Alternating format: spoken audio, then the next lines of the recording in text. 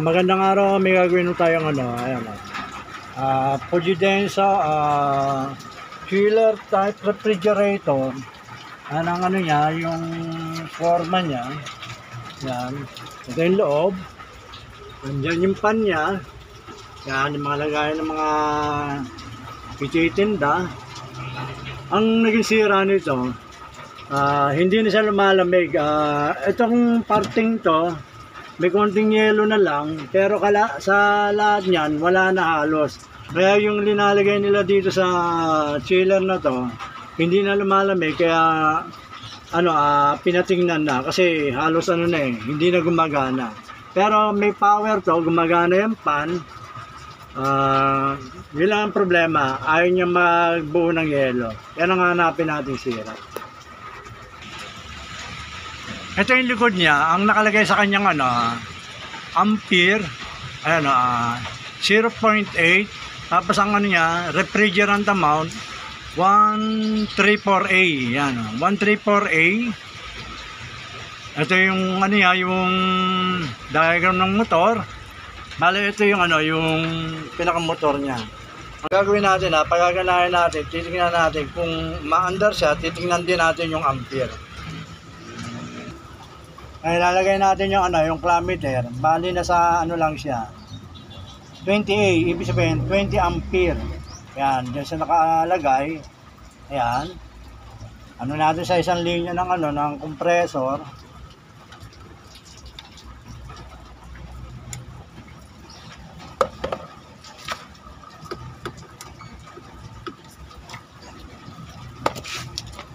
Gawin natin, sasaksak natin. Titingnan natin yung ampere niya.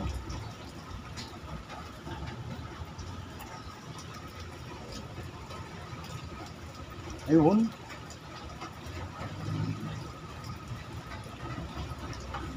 Bale, lumalabas na niya, na ampere, 0.5. Yan. Bale, ibig sabihin, itong compressor na to, ma-under to. Ayaw lang niya mag-yelo. Kaya ang gagawin natin dito, kakargaan natin ng preyon. Kasi mga kadalasan, yung gantong sira, itong pinaka-filter dryer niya, yan. Eto, bumabara to. Kaya ang gagawin natin, papalitan natin to ng ng bagong filter dryer. Tapos magpa-flashing tayo. May weldingin natin yung mga tubo niya. Tapos magkakarga. Yan ang gagawin natin. Bali pag ganyan, ma-under siya, okay naman yung compressor. Dito muna tayo puputol. Dito sa may pinaka sanction na galing to sa may pinaka freezer niya sa loob. Ang style kasi nito, itong filter dryer, yan, pumasok siya dito sa may pinaka-payat na tubo, tawag dito capillary tube. Kasi pagpasok niyan dito sa capillary tube, pupunta na siya sa may sa pinaka-freezer niya, tapos babalik siya rito sa sa sanction. Dito may pinaka-motor niya, itong tubong to. Tapos iikot na naman yan papunta rito sa may pinaka-condenser niya sa charging line. Babalik ulit sa filter dryer. Yan ang ikot ng preyon niya. Kaya ang gagawin natin, dito muna tayo puputol sa may pinaka-sanction niya dito sa may galing sa may freezer.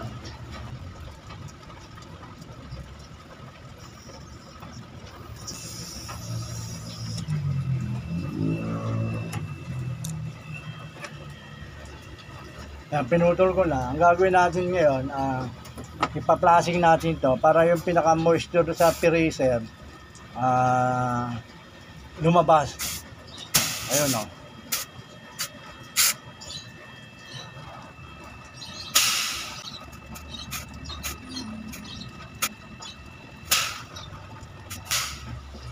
Yan, na-flashing na natin, napalabas na natin yung moisture na galing sa freezer. Bale, ang susunod natin gagawin, itong filter dryer na to, dito naman tayo magpuputol. Titingnan natin yung yung pressure naman dito sa high pressure, dito sa may condenser, para malaman natin kung malakas yung pressure niya, tapos pa-flashing natin para yung moisture matanggal.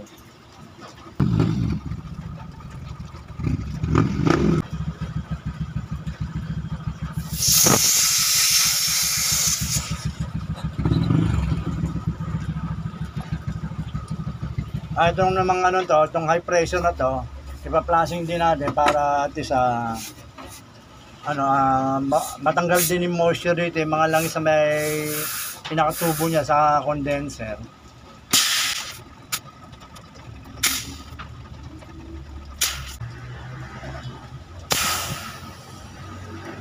Yan, na-flushing na rin natin itong pinaka-condenser niya. Bale, yung susunod na gagawin natin na magwe-welding tayo dito ng tubo ng 1/4 para malagay na natin filter dryer. Tapos itong capillary tube na to. Ito, pag na-welding na natin, lalagyan natin ito ng flow. Dito natin pahigupin yung flow. Bale, yung lalagay natin filter dryer dito. Itong filter dryer na to, ang tawag dito na filter dryer, yung walang laman. Walang laman sa loob. Lang siya, may screen dito sa dalawang to. Bale, yan lang nag-filter ng moisture para pagpasok dito sa may pinaka-capillary tube, itong payat na tubo, pure na freon lang ang papasok. Ito, rin to, isang klaseng filter dryer din to. Ayan, may arrow. Ibig sabihin, kapag may arrow, dito siya nakalagay. Ayan.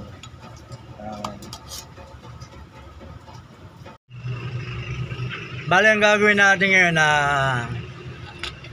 ito, mga tubong yan, yung mga pinutol ko. Ayan. Tsaka rito sa may charging port. Yan. We-weldingin natin para malagyan natin siya ng mga 1/4 na tubo para itong filter dryer na to. Itong filter dryer na to, mailagay natin. Muna natin we-weldingin ito. Itong sa may sanction.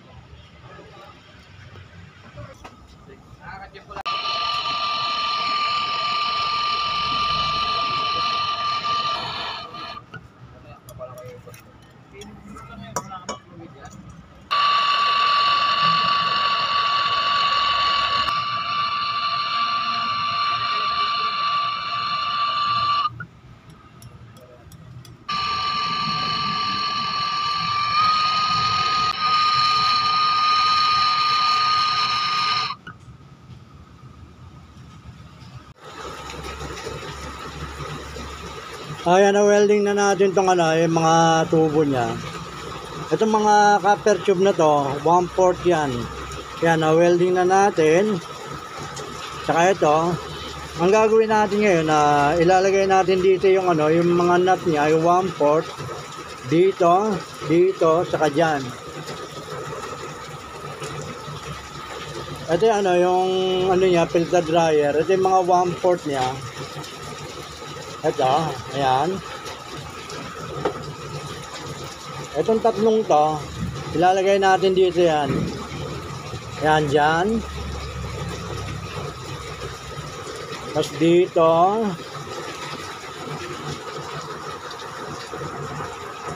Yan, ganyan ang ng forma niya. Tapos, ipi-flare natin siya para bumuka itong tubong to. Bumuka siya para pa inilak ng ganyan, hindi siya bibitaw. Yan. I-flare natin yan.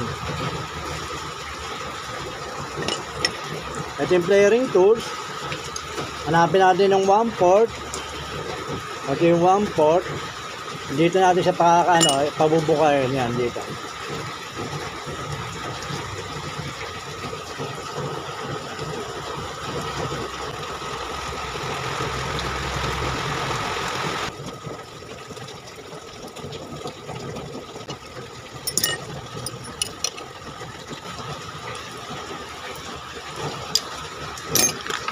Ayan, naibukan na natin.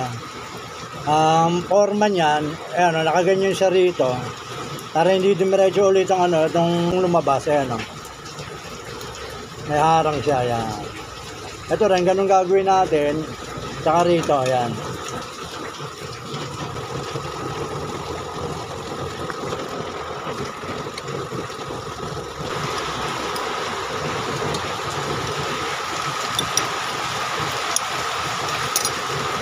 Ayan o.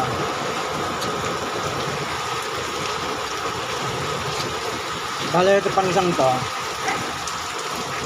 Gaganon din natin.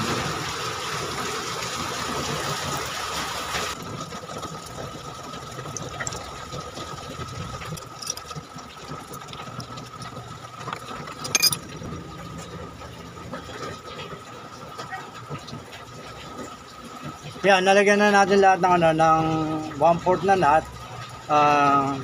Bale, yung gagawin natin, pagaganahin natin dito, lalagyan natin to ng ano, ng flow para higupin niya yung ano. Tapos pagkalagay natin diyan ng flow, ito lalagay na natin yung filter dryer, tapos magba-vacuum tayo. Ito tawag dito 1/4 na onion. Dito natin siya ilalagay dito sa charging line.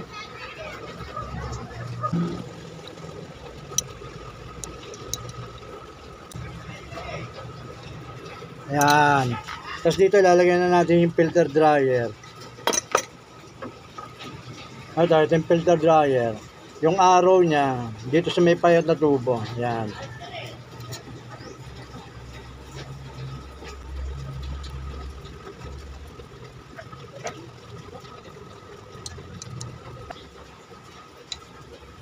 Yan, mahigpit na. Bale ito, i-ano natin dito yan dito sa may ano, sa high pressure na ano na condenser sa discharge line. Yan dito nakakabit yan. Pero bago natin ilagay yan, pahigupin natin ng flow to. Tapos to, ano natin to, tatakpan muna natin to ng cup. Tatakpan muna natin ng cup. Yan.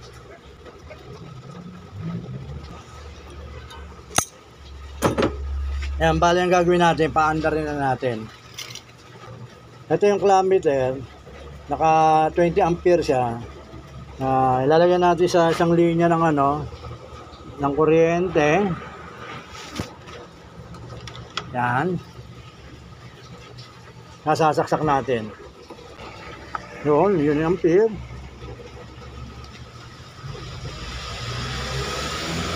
Ayan, may humihigop dito. Yan. Bale, ang gagawin natin dito ngayon, lalagay dito tayo maglalagay ng flow para itong ano, itong filter dryer na to, matanggal din yung moisture. Ito yung flow.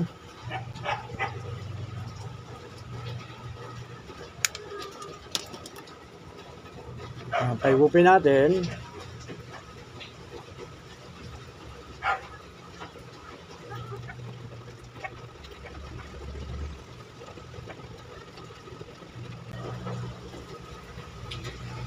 Yan, naubos yung ano niya, yung flow niya.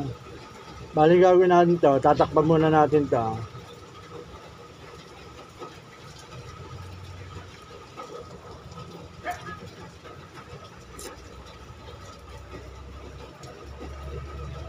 Ayan.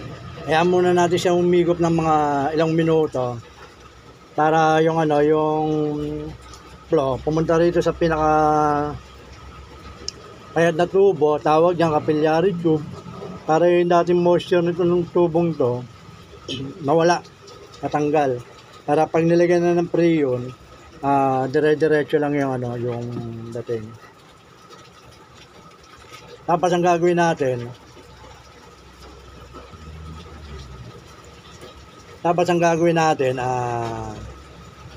ang susunod natin gagawin ay babacuumin natin to ng ano, ng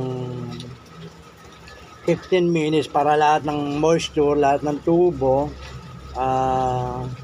matanggal, mahigop. Ang papasok lang yung pure na ano, na pure na preyon. Ayan, na-pwesto na natin tong ano, itong vacuum, itong ano natin, charging gauge, na kapit na natin dito sa ano niya, dito sa charging port. Ayan, ang gagawin natin ngayon, paandarin natin itong vacuum. So, sasaksak natin. Ayan, nakasaksak na. On natin. Yun. Bali, ano yan, babacuumin natin siya ng ano, ng ito. Ayan. Ng 15 minutes.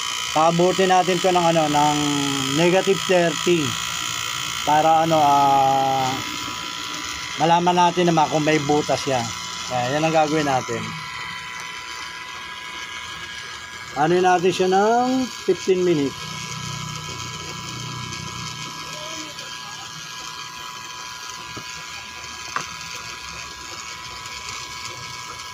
Ayan. Ano natin siya ng 15 minutes. 1:15.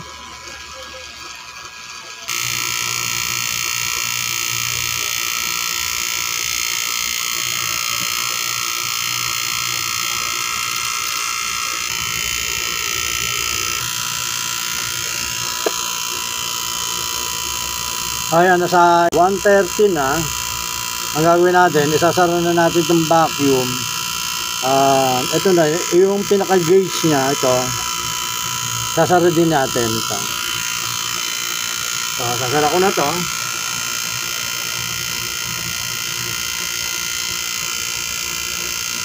Ayan, nasa -30 siya. Off na natin to. Yan. Ang gagawin naman natin na 10 minutes na ano, na naka ano lang siya, naka off. Titingnan naman natin siya kung babalik siya doon sa 0. Kapag bumalik siya sa 0, ibig sabihin meron siyang leak. May tagas siya. Ayan, 1:30.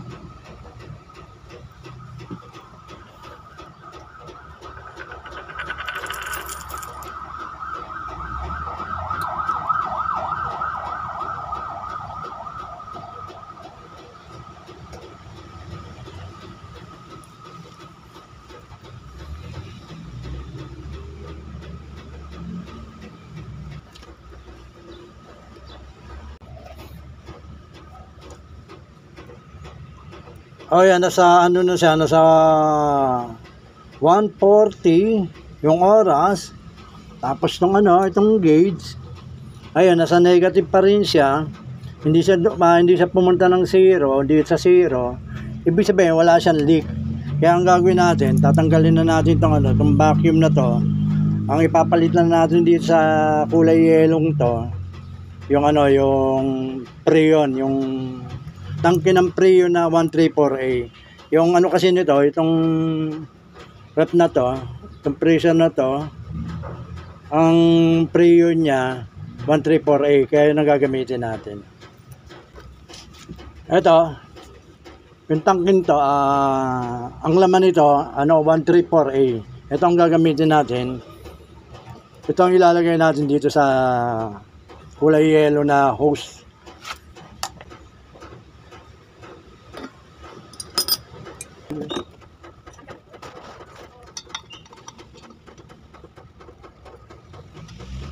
Bali, ang gagawin natin, pagkaganahin na uli natin itong, ano, itong compressor na to, itong rep na to, para makapagsimula na tayo magkarga.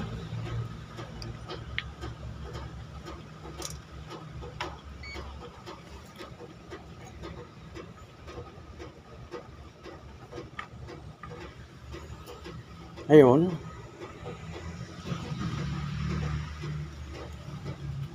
Ayan, yung kilometer nga, nasa 0.39. Yan. Okay lang, normal lang.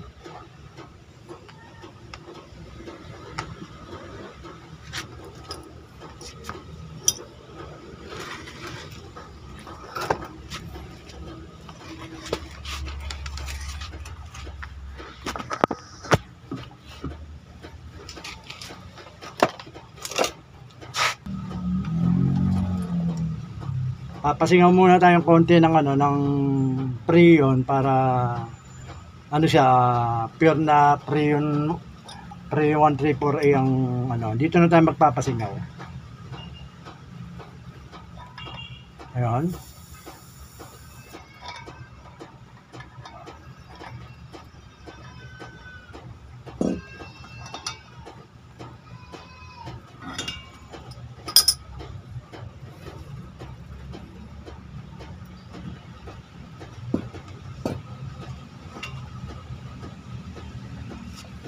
Gagawin natin, magsisimula na tayo magkarga.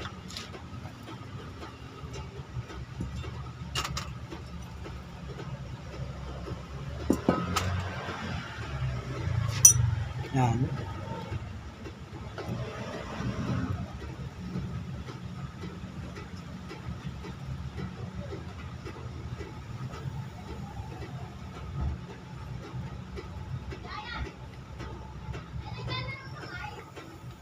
Ang pagkarga ng preyon, hindi binibigla.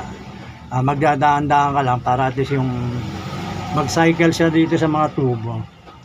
Hanggang doon sa may pinaka freezer niya, yung tubo sa freezer, yung evaporator, hanggang dito sa may pinaka condenser niya. Para i-cycle ng ng preyon, umikot ng maayos.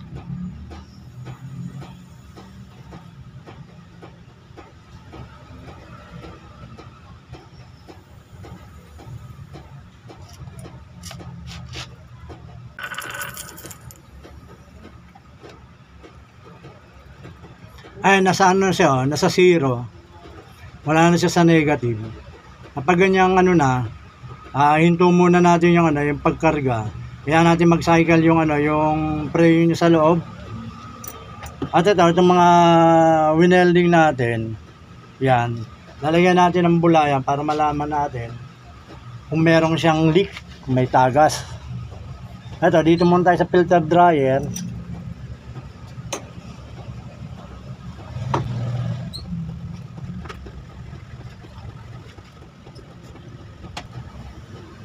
Wala namang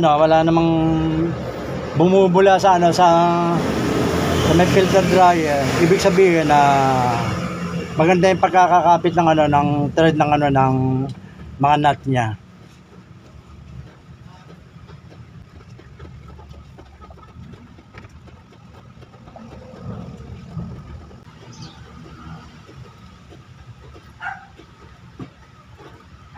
Yan, nilagyan ko ng bula yung mga yung mga tubo para at least malaman natin kung lolobo siya. Kasi kapag lumobo siya, ibig sabihin may singaw. Wala naman, okay naman, normal naman yung bula. Kaya okay lang, steady lang natin ang ganyan. At least wala siyang walang may tagas na sa mga winelding ko at sa pagkarga. Yan.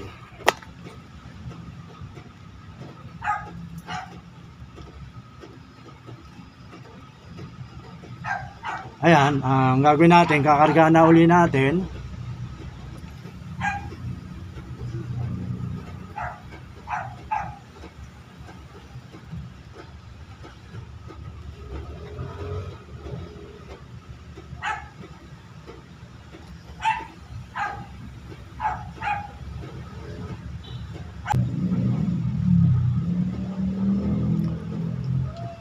Ayan, hininto ko na siya sa number 10. Ayun yung 20. Ito. Tapos ito yung 0. Sa kalagitnaan siya, 10 yun. 10 PSI yun ang charging gauge ng low pressure. Ayan. Kadalasang karga ng na mga gantong refrigerator, itong chiller na to, 10 lang siya. Kung magdadagdag man kayo, gawin yung maximum 12. Kung sakasakali. Pero almost hanggang 10 lang siya. Kaya hihinto na natin. Titignan natin kung lalamig na siya. Ito, mga tubo, hawakan natin. Itong tubong to, sa high pressure to, sa condenser to. Ayan. Yung mga puting tubong yan. Pero ito na sa baba, itong tanso, itong copper, galing to sa may freezer. Dito bumabalik yung preyon papunta ron. Sanction ang tawag dito. Yan, ganyan takbo niyan. Tapos dito sa filter dryer, ang trabaho nito, i-filter niya yung yung moisture tsaka yung preyon, may ipon siya rito para pagpasok dito sa kabilang tubo, pure na preyon lang, para pag pumasok dito sa may pinakapayat, itong payat na tubong to, ang capillary tube na to, preyon lang talaga. Tapos yung pinakadulo niyan, doon sa may freezer, doon nagsisimula yung yelo. Pag nagsimulan siyang lumamig doon, pakalat na, tapos babalik niya na dito sa may ano, dito uli sa may sanction na to. Itong sanction na to, itong copper tube na to. Ganyan lang ang cycle ng ano, ng preo ng ano, ng refrigerator. Ayan, yung tubong to, ano na, mainit na, nakakapaso na siya. Kasi itong filter dryer, mainit na rin. Tapos dito sa ano, sa pinaka-body ng ano niya, ng refrigerator, ayan, dito mainit na rin, yan o. Iba na yung init. Dito, meron ding init sa kabila. Ayan, mainit. Pero, almost nandito yung ano, yung init niya eh. Dito sa likod. Yan. Ibig sabihin, normal na yung ano niya, yung preyon niya, yung karga niya ng preyon, normal na. Bale, yung titignan na natin yung ano, yung pressure niya. Tingnan natin kung nagsisimula na siyang magyelo. Bale, ito naman yung nasa harapan niya. Ayan, tatak niya, Fuji Denso. Ito yung loob. Tingnan natin yung loob niya. Ayun. Ayan o, namumuti-muti na. Ayan o, mapapansin ninyo. Sisimula na siya magyelo. Kahit dito sa kabila. Ayan o. May yelo na siyang nakikita. Ayan, hanggang dito sa baba. Yun. Yun, malamig na rito kahit dito sa baba. Ramdam na yung lamig. Pero yung ano, ito sa pangalawang layer, may yelo na. Pansinin niyo yung kamay ko. Ayan, namumuti na. Kahit dito sa kabila. Yun. Ibig sabihin, ano na yan, yelo na yan. Normal na yung yelo niya. Dire-diretso na itong magagamit ng freezer na to, itong chiller na to. Ayan, Fuji Denso. Dito na naman ulit tayo sa may likuran. Bali, ang ampere na lumabas dito, 0.6 lang. Ayan. 0.6. Mababa, pero okay lang. At least, makapalang yelo niya. Normal na yelo niya. Mas maganda, mas mababa yung ampere. Mas okay. Ibig sabihin, hindi pwersado yung compressor. Tapos itong hindi ko nagamit to eh. Itong sa monitoring ng ng pressure ng motor para malaman kung malakas pa yung motor, kasi yung ginamit kong filter dryer, yung walang laman. Kapag ganyan walang laman, wala siyang rito, hinihinang na para dito yan. Yan. Pero okay naman yung yung lamig niya. Sige po, maraming salamat sa panonood. Basta watch, share, and subscribe lang po kayo sa mga ginagawa ko para at least lahat na susubaybayan nyo. Ayan, yung naman niya, yung preo niya, ayan, nasa pagitan pa rin ng 0 at ng 20. Ibig sabihin, okay, wala siyang tagas.